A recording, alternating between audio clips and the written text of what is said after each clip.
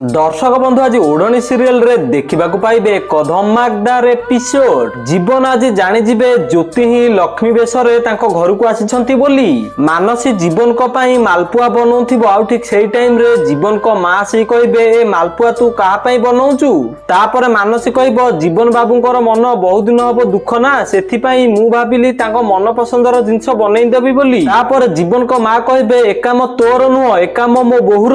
तापर मानसी कहबो बोहू कहीं बोहू तो एबे नाई ना ए घर को से आउ फेरिकी आसीबो काहाकु ना काहाकु तो जीवन बाबूंकर ख्याल रखिबाकू पड़िबो ना। मानसी एमिति कहि कि से मिठा नै कि जीवन को रूम को जाउथिबे आउ एपटे जीवन ज्योति को कहबे मु तुमको घर बाहर करनी ज्योति। तापर ज्योति कहबे मु घर जाउथिबा समय रे तमे मते रोकिलनी भी तमे एमिति करी कि ए घरे मते रहिबार अवस्था रे छाडिलनी तमे तम निज स्त्री ऊपर डाउट कलो। ज्योति एमिति कहउथिबे आउ ठीक सेही टाइम रे मानसी मिठा आनी की पहुंची तो दर्शक बंधु आपण मानु कौन लगुची मानसी कौन जानी लक्ष्मी बाई ज्योति बोली हाँ कि ना आमको कमेंट माध्यम जनातु। आ ओढ़नी सीरियल रो टिकमिक अपडेट सर्वप्रथमे जानिबा पई हम वीडियो गोटे लाइक करी चैनल को सब्सक्राइब कर दियंतु।